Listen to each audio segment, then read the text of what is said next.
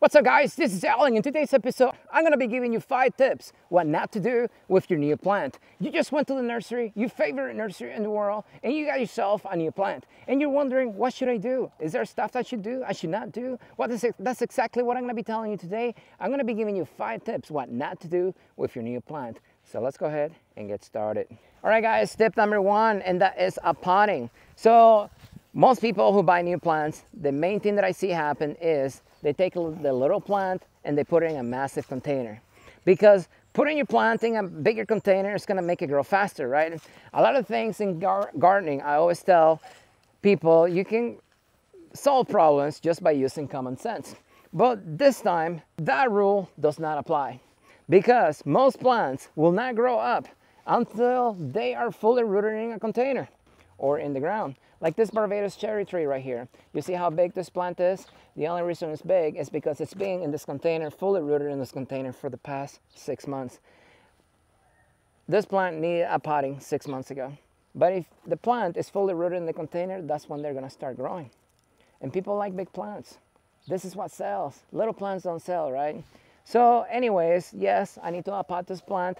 But the first tip is do not pot your plant, especially in a massive container, because a few things are going to happen. Let me explain. Let's say you got your Barbados cherry tree, and then you decide to go for the biggest container you can ever find, and that is something like this. You see how big this container is in comparison to that Barbados cherry 4-inch pot right there? Well, if you do that, 2 things are going to happen. The first one is your plant is going to stop growing within the next month or so, simply because it's going to start concentrating on rooting this new massive container. The second thing that's going to happen is you're still going to have to water the little root ball right there, because that's still going to dry out. Even if everything around this root ball is wet, all the roots are in here. Doesn't matter if that's wet, because the plant has no roots there. It will not be able to drink the water. So you still have to concentrate on watering this. But what most people do is they soak everything, because more water makes your plants grow faster, right? And now the water has to go down, right? If you don't know about gravity, well, let me give you a quick lesson on gravity. It will push everything down. So all that water will get pushed down over here, and then that will remain wet, because the bottom of your container will mainly dry through the root system of your plant. And guess what? This plant will take a very long time to root out the bottom of that container. In the meantime, that bottom of that container will remain wet indefinitely, because you still have to water your little plant up there. Then months go by, then winter hits, then it's cold, your plant's not growing, the evaporation rates, it's a lot lower than it used to because it's not hot anymore. And that is usually when you're gonna see overwatering issues, because your plant has been wet for the entire year and you didn't realize it because, well, you don't know. And that's why I'm here, teaching you this right stuff, so that way you don't make dumb mistakes like that. So tip number 1, do not put your little plant in a massive container like this. Now this Barbados cherry tree here, yes, it needs to be potted, but you don't go into a massive container like that. You only go into the next size up. You can either go into a 1-gallon container, or like this one right here, a 5-gallon container, which is the biggest that I would recommend to pot a plant this size into. So you pot your plant, it's been 2 days, 3 hours, and 35 seconds, and you're not seeing any growth, because you don't know any better. So what you do?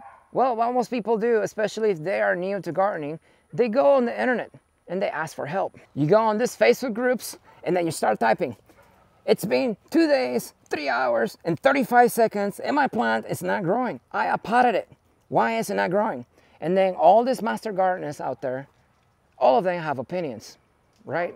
And they're gonna tell you, what potting mix do you use? Do you put acimite in there? Do you use fish emulsion at every single time you water your plant? Do you foliar feed your plant? Do you put sulfur in there? They're gonna tell you all kinds of stupid stuff that it doesn't even matter at this point. But they're gonna brainwash you. They're gonna make you think like they think, because that's how these people work. Because remember, they're master gardeners, not real master gardeners. A real master gardener will actually teach you stuff, and they will care about your plants more than your wallet. But anyways, they're gonna tell you all this stuff, and then you're gonna believe all of that. Then you're gonna buy all this junk, you're gonna put it in the container, and then guess what? Your plant's not gonna grow. And then you're gonna ask people online again, and they're gonna tell you your plant's sick. It has some type of fungus. And then at that point, you're just gonna pull your plant out, you're gonna throw it away, and you're gonna start over because you didn't have the patience. And that brings us to tip number 2, fertilization. If you just bought a new plant, do not fertilize your plant right away. Most of the plants that you see for sale at most nurseries, they have already been fertilized. They do not need any food from you as soon as you buy them. Get to know your plant, understand your plant, figure out how to water your plant, what type of root system your plant has, if it needs shade, if it needs cold protection, frost protection. Figure out the important stuff first. Do not jump into fertilization. Your plant is not gonna grow any faster if you feed it. Plants are not like humans. Plants do not get fat. Plants do not know when to stop eating. So instead of getting fat, what they do is they blow up internally. All their cells, they just eat and eat until they cannot hold any more food, and then they blow up internally. And that's what causes a lot of the burning around the leaves of your plants. So fertilizing your plants more is not gonna make them grow faster, okay? What you're actually gonna do is you're gonna get impatient, you're gonna put too much in there, and in reality, you're gonna stress the plant more than it needs to, and you're gonna kill it instead of helping it. Tip number 3, and that is, do not rely on the labels on the plants. A lot of the plants that you see for sale at nurseries, they're gonna have labels. And these labels, when you flip them over, they're gonna have instructions. And these instructions come from master gardeners who have been growing plants for the past 200 years. So there's nothing that they don't know, and whatever they do is how it works. So anyways, do not rely on the label. A lot of the instructions you see on the back of the labels are generalized instructions, and usually those instructions only apply to where these plants are usually from. If you buy a tropical plant, a lot of the instructions you see on the label, they're gonna be for areas where these plants are tropical. So if you buy this plant in a non-tropical area, like here in the desert in Arizona, like you buy a mango tree or you buy a guava plant, those instructions are not accurate. They're not gonna give you any help at all. So do not rely on the instructions you see on the label. Instead, come to my channel, watch my videos, go to my website. I got growing tips on most of the plants that I sell here. Or if I don't have any of the plants posted on my channel about a plant that you are interested in, comment below.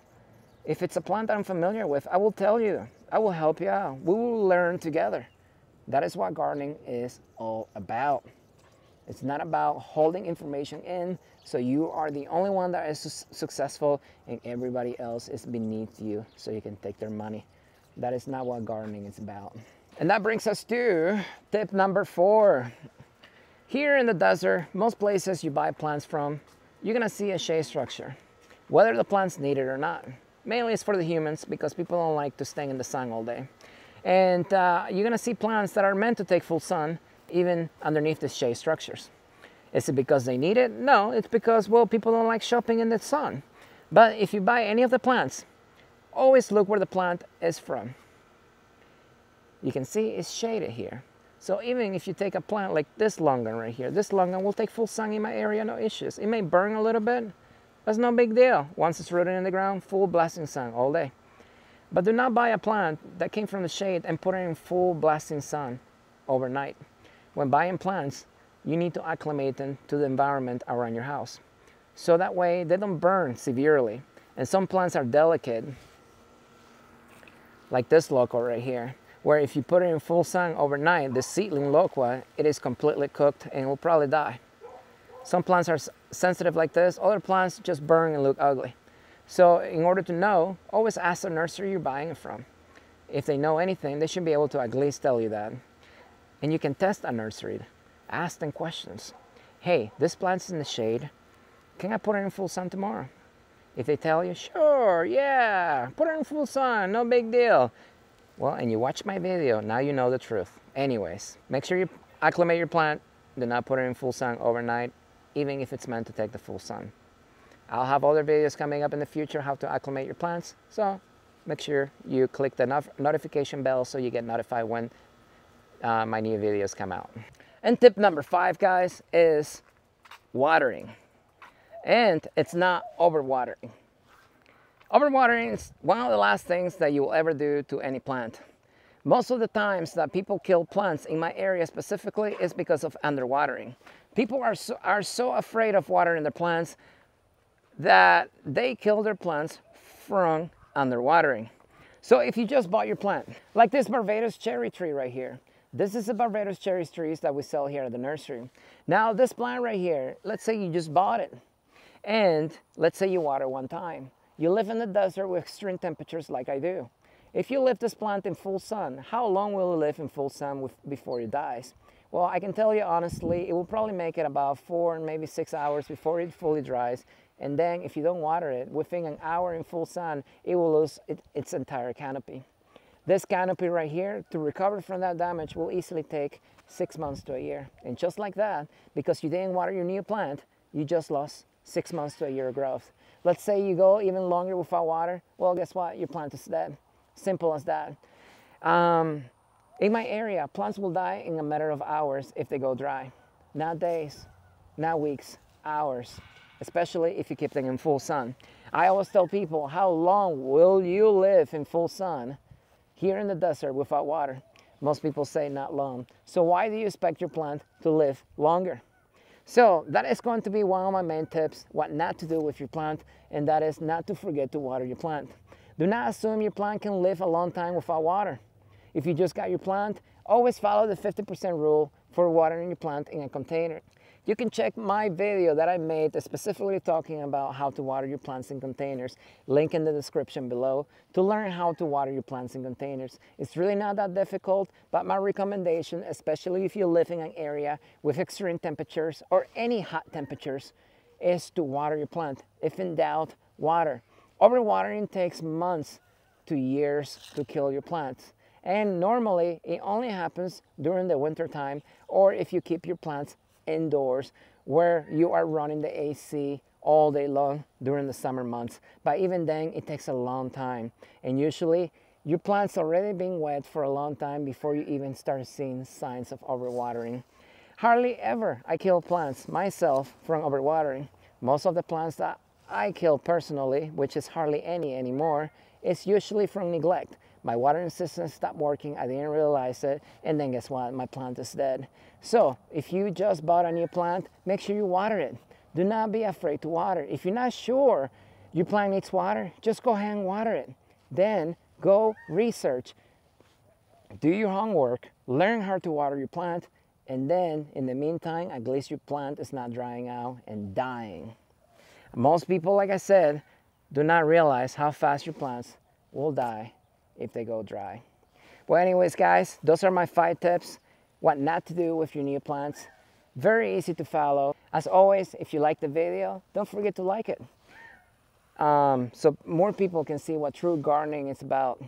Also, if you have any comments, comment below. If you have your own tips, well, comment below so other people can learn from you as well. And as always, I will see you next time.